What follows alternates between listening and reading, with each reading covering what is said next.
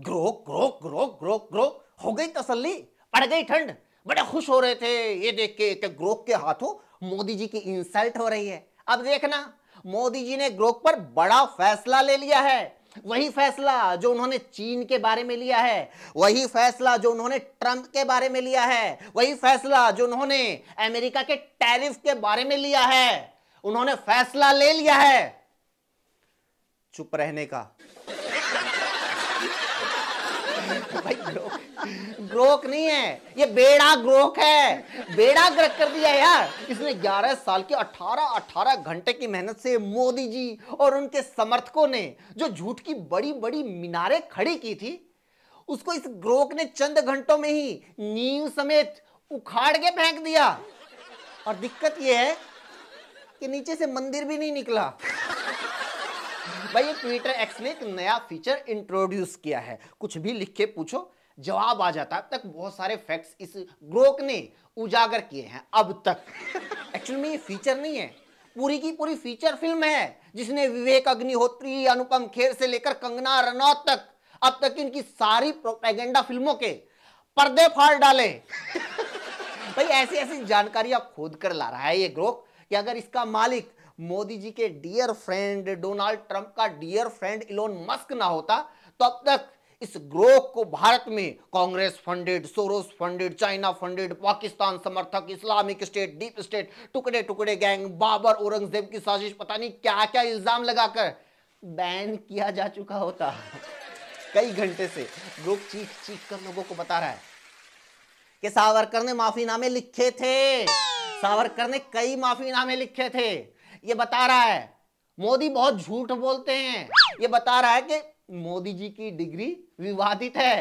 मोदी, शाह, योगी ये सांप्रदायिक नेता हैं। रिपब्लिक भारत, जी न्यूज, आज तक ये गोदी चैनल हैं। अर्नब और सुधीर चौधरी ये सबसे बड़े, हाँ वही जो आप सोच रहे हो। मोदी प्रेस से, सवालों से डरते हैं।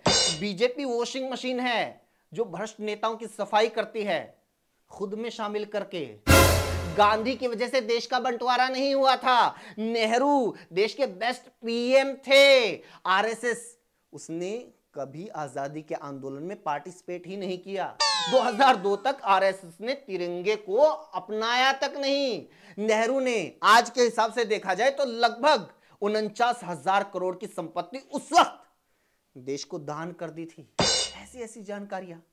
वैसे ये सब देख के मुझे समझ में नहीं आ रहा कि ये देख के खुश होना चाहिए या रोना चाहिए, क्योंकि क्या सच में ही ये तमाम बातें अब तक आप लोगों को नहीं पता थी। मैं फिर कह रहा हूं, ये चैनल सब्सक्राइब कर लीजिए।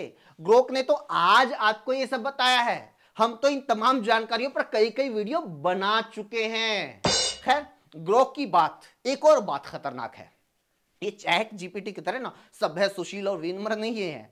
इसको जिस लैंग्वेज में पूछो उसी लैंग्वेज में जवाब देता है, गाली भी देता है साला। मतलब चैट जीपीटी विद्या बालन है तो ये मंजूरी का है, अंधभक्त और मीडिया का देखा जाएगा।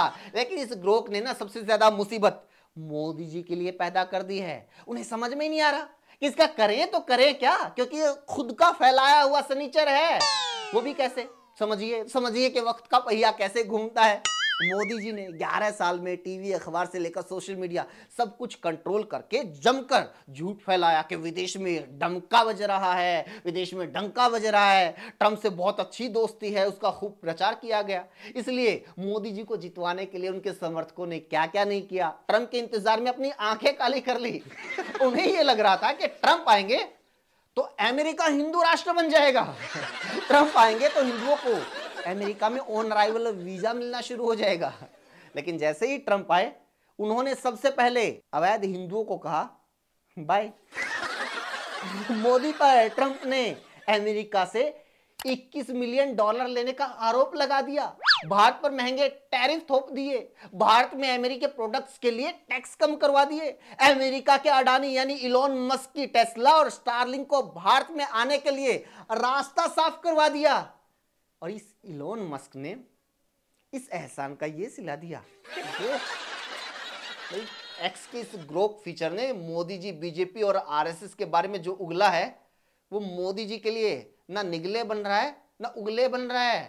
अगर अगर अब सरकार ने इसे बैन करने का फैसला लिया या इसकी प्रोग्रामिंग चेंज करके मोदी समर्थक कर दी, तो अभी ये ग्रोक सोशल मीडिया पर इतना रायता फैला चुका है, इतना रायता फैला चुका है कि इसको समेटते समेटते मोदी जी की रिटायरमेंट डेट आ जाएगी। ग्रोक इतना रायता फैला चुका है कि अगर अब गलती से मोदी जी ने इंडिया में नमस्ते ट्रंप करवाया, तो अब की बार खुद मोदी भक्त ट्रंप को काले झंडे दिखाएंगे। जो लोग ट्रंप के लिए हवन कर रहे थे वो लोग खुद मंत्र मार के ट्रंप के स्टेज पर आसमानी बिजली गिरवा देंगे। जब से लोगों को ना ग्रोक के बारे में पता चला है, पागलों की तरह लगे हुए हैं, कुछ भी पूछ रहे हैं। 2002 के दंगों में मोदी जी का क्या रोल था? जज लोया की मौत कैसे हुई? तड़ी पार किसे कहा जाता है? सुधीर चौधरी को तिहाड़ी क्यों बोलते हैं? बीएनडी का क्या मतलब है? सावरकर जिस चिड़िया पर बैठकर जेल से बाहर निकलते थे उसका नाम क्या है?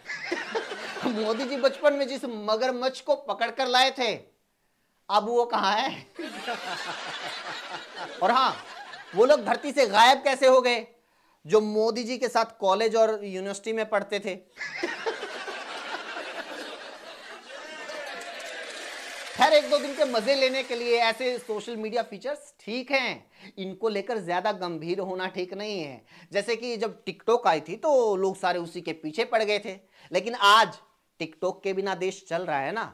इसीलिए लेखक अशोक कुमार पांडे ने बड़ी अच्छी बात लिखी है, पढ़नी चाहिए आपको। ग्रोक वही बता रहा है जो सार्वजनिक जीवन में उपलब्ध है। हर झूठ का जवाब दिया है लोगों ने। इतिहास के 50 झूठ तो मैंने ही नंगे किए हैं और ऐसे हजारों लोग हैं। सच तो सच ही होता है, कोई निष्पक्ष ढूंढे तो मिल जाएगा। सवाल दूसरा है, कल किसी एआई को अलग तरीके से ट्रेन करके लाया जाए तो वो ऐसे ही बेधड़क झूठ भी बोलेगा, तो क्या करेंगे आप लोग? ज्ञान इंटरनेट से बाहर भी है, किताबों में भी है, उसे पढ़िए, खुद सच के सिपाही बनिए। अपदीपो भव, किसी मशीन के भरोसे ना रहिए, वो अपने बनाने वाले की गुलाम है। मैंने ग्रोक से ना कुछ पूछा ना पूछूंगा, सच तलाशने हर बार किताबों तक ही गया, वहीं जाऊंगा। सुरेंद्र राजपूत ने लिखा है, पक्ष और विपक्ष के साथी ग्रोक को अपना माई बाप क्यों बना रहे हैं? समझ से बाहर है। आपस में लड़ लीजिए, बाहरी ताकतों के हाथ में अपनी वैचारिक लड़ाई क्यों देनी? बाकी विदेशी ताकत तो सबको बेइज्जत करना चाहती है। कुछ लोगों ने ग्रोक को लेकर यह भी चिंता जताई है कि ये इलोन मस्क की चाल है, वो भारत में अपनी एक्सेप्टेबिलिटी बढ़ाना चाहता है ताकि उसकी स्टारलिंक का भारत में विरोध ना हो, क्योंकि स्टारलिंक उसको अब तक भारत में आने से इसलिए रोका गया है कि उससे सिर्फ भारत की टेलीकॉम कंपनियों को ही नहीं, देश की सुरक्षा को भी खतरा है। ऊपर से डोनाल्ड ट्रंप तो खतरे के रूप में काम कर ही रहे हैं। इसलिए मजे मजाक के लिए ठीक है, कोई नई तकनीक आई है उसका यूज कीजिए, सीखिए, लेकिन दिल लगाने की जरूरत नहीं है। हमारे देश के मुद्दे आज भी अपनी जगह हैं और वो हमें आपस में ही अपने देश में अपनी सरकार के साथ संवाद या वाद विवाद करके सेटल करने हैं। इसी के साथ इस वीडियो में इतना ही दोस्तों। आपको कैसी लगी कमेंट करके जरूर बताइए, अच्छी लगी तो लाइक कीजिए और लोगों तक पहुंचाइए, क्योंकि ग्रोक के दोनों प्रोस्पेक्टिव, दोनों पहलू हमें पता होने चाहिए। इसके पीछे हमें ना अंधभक्त बनना है और ना ही अंध विरोधी बनना है। मिलते हैं अगले वीडियो में। Thank you so much.